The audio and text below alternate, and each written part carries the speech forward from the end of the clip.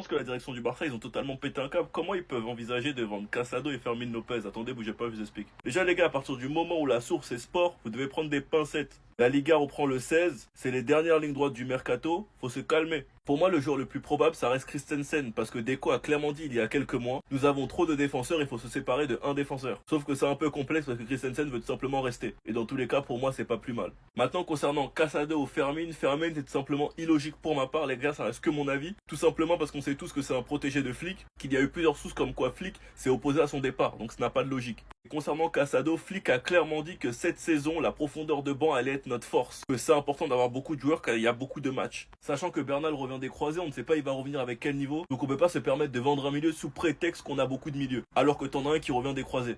Enfin bref les gars, reste à voir, de toute façon je vais vous tenir au courant. Ce qu'il faut aussi savoir c'est que bientôt De Jong et Eric Garcia vont prolonger. De Jong ce n'est plus un secret, il l'a clairement dit en conférence. Et franchement les gars, si le club décide de vendre Casado ou Fermin, je vous jure que moi personnellement ça me ferait mal. Des Massians, ces joueurs qui sont prêts à tout pour le club, et personnellement ils méritent pas de partir. Sinon vous les gars vous en pensez quoi? Enfin nous sur cette on s'ennuie.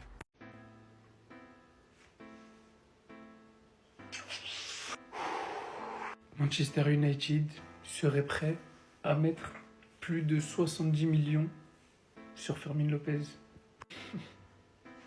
Ça part en couille. C'est Fermin, bordel. C'est Fermin. C'est notre chouchou. Je connais pas un Barcelonais qui aime pas Fermin. Et je connais même pas un supporter qui n'aime pas Fermin. Maintenant que c'est dit, je sais que ça va pas plaire à tout le monde. Les Red Devils apprécient beaucoup le profil de l'Espagnol qui a déjà refusé des offres de l'Arabie Saoudite, de Chelsea et d'Arsenal. Première nouvelle. Le club anglais tente de convaincre le joueur en doublant presque son salaire. Et je l'ai déjà dit pour d'autres joueurs que je porte dans mon cœur plus que tout.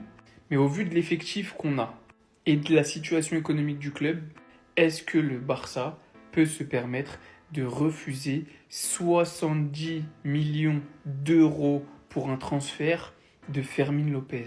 Pour tous ceux qui sont inquiétés, sachez une chose, je pose juste la question, et je dis pas qu'il faut le vendre, mais je dis juste qu'un joueur comme Fermin, avec le statut qu'il a au club, qui n'est pas forcément un grand cadre, est-ce que 70 millions, le club est dans la capacité de refuser ça? Mais Hansi Flick refuserait catégoriquement le départ de Fermin et refuse même d'en discuter, d'après Mundo Deportivo, donc bon.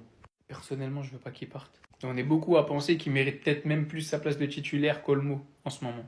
Maintenant, je dis juste que s'il y a une réelle offre sur la table, quand tu sais à quel point c'est pas forcément le poste où on a le plus de besoins, 70 millions d'euros, il y a des choses à faire. Des latéraux, par exemple. Moi, j'espère de tout mon cœur qu'il reste. Mais vous, dites-moi en commentaire, en fait. Mettez juste un tout petit peu votre cœur de côté et essayez de me dire, sincèrement, 70 millions, là, ils arrivent, ils viennent pour Fermin, vous les refusez ou pas? Soyez honnête.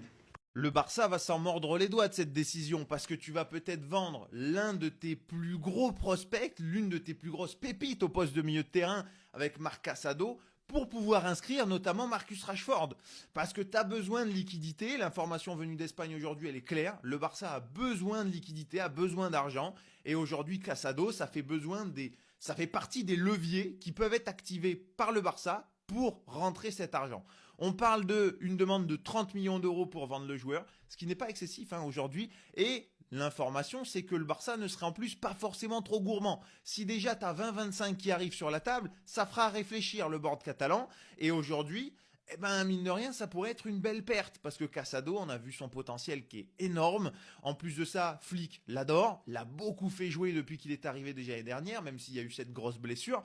Mais aujourd'hui, c'est là aussi où tu vois que les finances du Barça, elles sont sur le fil, sur la ligne. C'est compliqué. Rashford, 14 millions de salaire, ça pèse lourd. En plus de ça, t'as pas eu de vente et t'as fait une grosse augmentation de salaire à un Lamine Yamal. Et aujourd'hui, ça pèse lourd dans les finances. Donc t'as besoin d'une vente, t'as besoin de rentrer de l'argent. On va pas se mentir. Aujourd'hui, le Barça pourrait aussi garder Casado et vendre un autre joueur. C'est une possibilité, hein. Mais aujourd'hui, ça fait partie des leviers que le Barça pourrait utiliser parce qu'on va pas se mentir, Casado sur le marché, ça peut faire bouger beaucoup de clubs.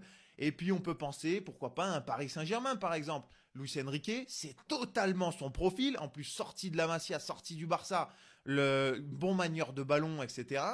Et pour un 30 millions, peut-être même un petit peu moins, pour le PSG, aller chercher un joueur de cette qualité avec ce potentiel-là, ça pourrait être intéressant. Voilà, ça fait partie des clubs potentiellement intéressés pour aller ajouter un milieu de terrain supplémentaire parce qu'on a vu aussi que ça manquait peut-être d'un joueur dans cette rotation. Luis Enrique a tellement bien travaillé l'année dernière que tu as eu quasiment aucun blessé, notamment au milieu.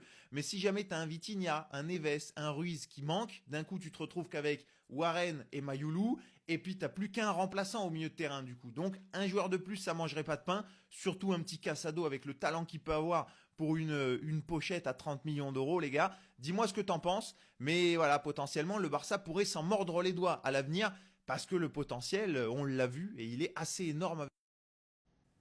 Quelle direction de merde. Quelle direction de merde. Le Barça est ouvert à vendre Casado, flic mis sur Frenkie de Jong. En espérant que l'information est fausse, mais Casado ne bougera pas du club. Casado ne bougera pas du club. Non mais vous êtes sérieux ou pas les gars? Je vais dire des dingueries, hein. Mais au nom, il est meilleur que plusieurs milieux de terrain. Non, ils sont trop forts. Ça s'arrête pas que à Casado, hein. Christensen, qui a montré de bonnes choses. Firmine. Mais les gars, déjà Casado, il est bien meilleur que Bernal, pour commencer. Donc pourquoi Bernal, il est pas sur la liste des transferts? Actuellement, il est meilleur que Gavi, même si Gavi, je le porte dans mon cœur. Il est meilleur que Gavi. Et au nom qu'il n'y a pas un monde d'écart de ouf entre lui et De Jong.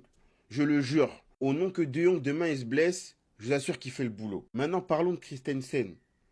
La direction n'a pas compris notre message, hein.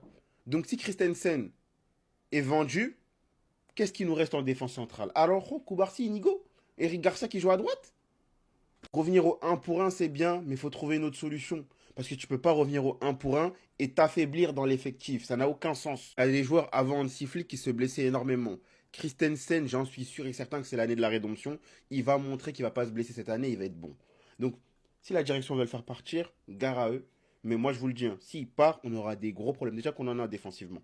Attendez. Donc l'éventuel départ douloureux que Laporta évoquait il y a quelques semaines, c'est Casado. Et bah purée. Breaking, Barcelone a informé Marc Casado qu'ils écouteraient les offres pour le vendre. Le club a besoin d'une grosse vente pour revenir à la règle du 1 pour 1. Le dossier Marc Casado est un dossier qui existait il y a déjà plus d'une semaine. Le joueur ne veut pas partir et le club ne veut pas absolument le faire partir. C'est un joueur apprécié et valorisé. On verra bien si Marc Casado sera vendu ou non. Et croyez-moi que si ça arrive, je serai très déçu. Premièrement parce que ça serait grave de le laisser partir au vu de tout ce qu'il nous a montré, du niveau qu'il a affiché dans des grands matchs, etc. Et deuxièmement parce qu'au milieu de terrain, même si on est blindé de ouf, c'est pas lui qui doit partir. Et je sais d'avance qu'en disant ça dans les commentaires, il y a encore des personnes qui me diront que nous les Barcelonais, on est trop attachés à nos joueurs, on est trop dans les sentiments, etc. On n'a jamais envie de les vendre. Et en soi là, c'est même pas une question de sentiments. C'est juste qu'on va devoir sacrifier Casado pour de la masse salariale, tout ça parce que certains dossiers ont été mal gérés. Et quand je parle de dossiers mal gérés, je prends l'exemple d'Araujo. Au début du mercato d'été, il avait une clause libératoire entre le 1er et le 15, et malgré l'intérêt de certains clubs comme la Juventus, le Barça ne voulait pas le vendre, en nous faisant comprendre qu'apparemment le Barça comptait sur lui la saison prochaine, pour finalement apprendre que le joueur ne veut pas avoir un rôle secondaire, il souhaite être titulaire car sinon il pourrait s'en aller. En sachant qu'aujourd'hui le 2 août c'est trop tard. En défense centrale t'as seulement Cubarsí, Inigo, Araujo et Christensen, donc si tu vends Araujo tu restes avec 3 défenseurs. En sachant que Christensen physiquement on n'est pas à l'abri d'une blessure. En cas d'éventuel départ pour libérer de la masse, ça nous parle également de Fermin Lopez, et je suis désolé, lui aussi on doit pas le vendre. Bref, en tout cas n'hésitez pas à me donner vos avis dans les commentaires, histoire de savoir ce que vous en pensez, et moi je lirai tout ça.